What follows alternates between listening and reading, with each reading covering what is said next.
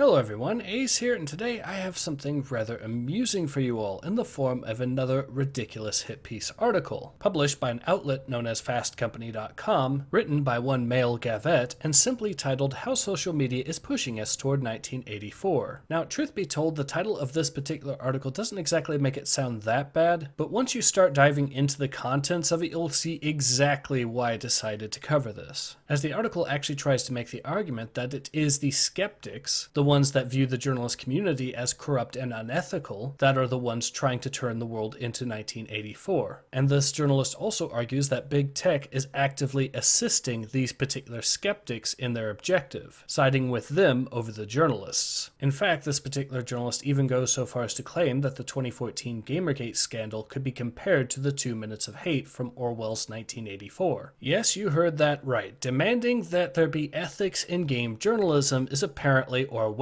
these days, and the people that at the time made those demands, such as for example Sargon of Akkad, are trying to turn the world into 1984. And of course, just from that description alone, you'll be unsurprised to hear that they only provide the journalist side of the story to what happened when it came to Gamergate, completely ignoring the fact that the FBI cleared the gamers of all wrongdoing, and also of course openly ignoring the evidence that has since come to light, which demonstrates that some of the things that the gamers were accused of doing were actually being done by journalists who would then report on the harassment that they were responsible for and blame the gamers for it. And for those who are skeptical, I need only present my video on the LoL Leak scandal that occurred last year, where this evidence came to light. And as such, I will be providing a link to it in the description below. But going back to the article, I think it's a good time now to have a look at some of the solutions that the journalist offers us in order to prevent the world from turning into 1984. And his solutions I can only describe as Orwellian levels of censorship in their own right, such as having social media monitoring people in real time while they're typing in the messages, something that's not even that far-fetched given the fact that YouTube is all too happy to censor comments on videos mere seconds after they're typed in. And of course, this journalist also wholeheartedly supports the act of deplatforming people when they show signs of having committed wrongthink, because apparently censoring people who politically disagree with you is not Orwellian in any way, and is instead apparently the very means by which we prevent Big Brother from gaining power. Not only is this all obvious nonsense, but it also appears to be a fantastic example of what is known as projecting, as this particular journalist is actively accusing others of attempting to make the world more Orwellian, which at the same time is exactly what he is doing instead. In fact, I would have to add that it is genuinely concerning that a person can so severely lack self-awareness that they would argue that the answer to preventing an Orwellian society is more censorship. And yet, this is the reality we are faced with. But fortunately, I would have to argue that it is exactly this sort of far-left extremism that can only undermine itself in the long run. There is no greater tool to undermining social justice than the extreme rhetoric of the SJWs themselves, as positions such as the one this particular journalist has presented are simply not defensible, which may in fact be indirectly part of the reason why many of the major corporations are now starting to turn their back on the SJW, costing them the very real societal power that they once held. So it only seems like it'll be a matter of time before I won't have to talk about this sort of thing anymore, which is something that I am at least looking forward to.